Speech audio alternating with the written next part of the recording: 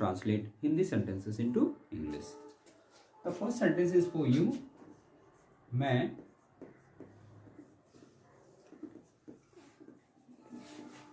अपना काम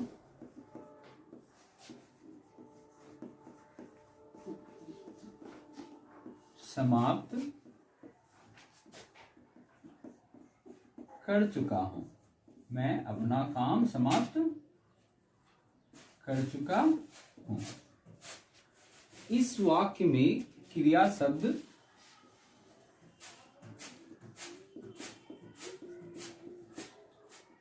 समाप्त करना है,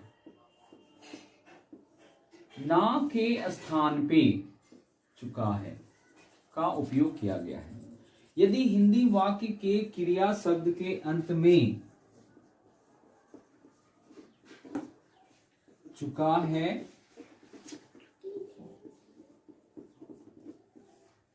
चुकी है,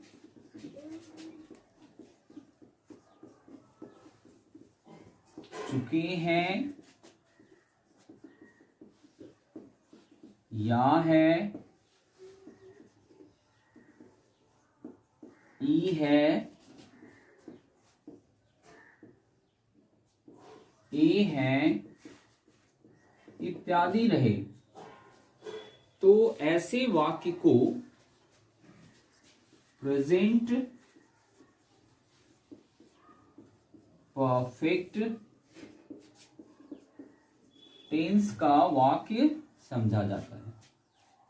यदि हिंदी वाक्य के क्रिया शब्द के अंत में चुका है, चुकी है, चुके हैं, या है, ई है, ए है इत्यादि रहे, तो ऐसे वाक्य को प्रेजेंट परफेक्ट टेंस का वाक्य समझा जाता है।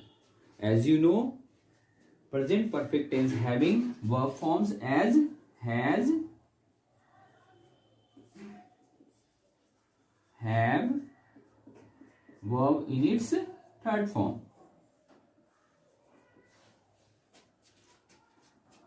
subject and object. To translate the given Hindi sentence into English, we need to follow this pattern. According to this pattern, at first we need to write subject, after that has or have according to the subject. Then we need to mention verb in its third form. Then we need to mention object. समाप्त कर चुका है, कौन समाप्त कर चुका है अपना काम? मैं. मैं is the doer. मैं is the subject. So at first we need to write subject. मैं means I. After that we need to mention has or have. As you know that with subject I, we, you, they and plural noun we use have, and with subjects as he, she and singular noun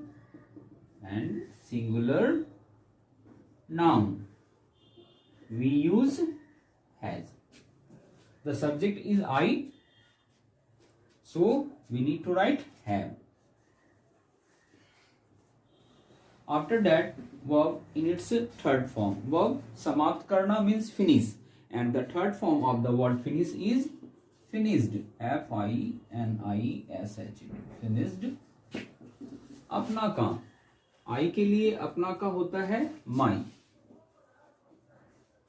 काम work.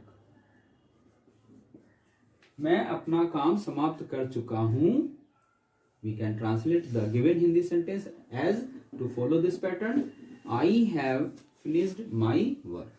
Students, अपना का English subject के अनुसार होता है.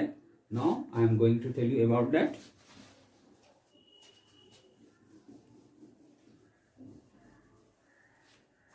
यदि subject I हो तो अपना के लिए माई लिखते हैं. यदि वी हो तो अपना के लिए आवर लिखते हैं। यदि यू हो तो अपना के लिए योर लिखते हैं। यदि ही हो तो अपना के लिए हिज, सी हो तो अपना के लिए हर, इट हो तो अपना के लिए इट्स, यदि दे हो तो अपना के लिए देयर का उपयोग करते हैं। एज एग्जाम्पल,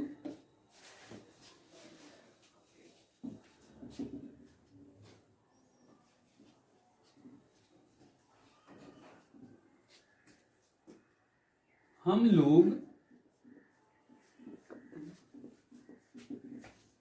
अपना काम समाप्त कर चुके हैं। नाउ द सब्जेक्ट इज हम लोग, so we need to write here we, with subject we mention have, finished. अपना के लिए वी के साथ अपना के लिए क्या होता है बच्चों? Our. So we need to write here our. The subject is we, so अपना के लिए अंग्रेजी क्या लिखेंगे बच्चों? Our. We have finished our work. We can take another example also as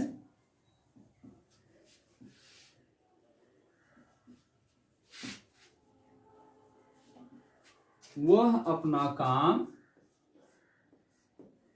समाप्त कर चुका है। वह के लिए he, as we know that with subject he we use has, not have. So we need to write here he has finished. वह के लिए अपना का he के साथ his work। वह अपना काम समाप्त कर चुका है।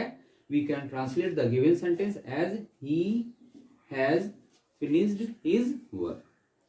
Remember students, यदि हिंदी वाक्य के क्रिया शब्द के अंत में चुका है, चुकी है, चुके हैं, या है, ई है, ए है इत्यादि रहे तो ऐसे वाक्य को प्रेजेंट परफेक्ट टेंस का वाक्य समझा जाता है। और to translate the given sentence we need to follow this pattern. As you know that present perfect tense having verb form as has,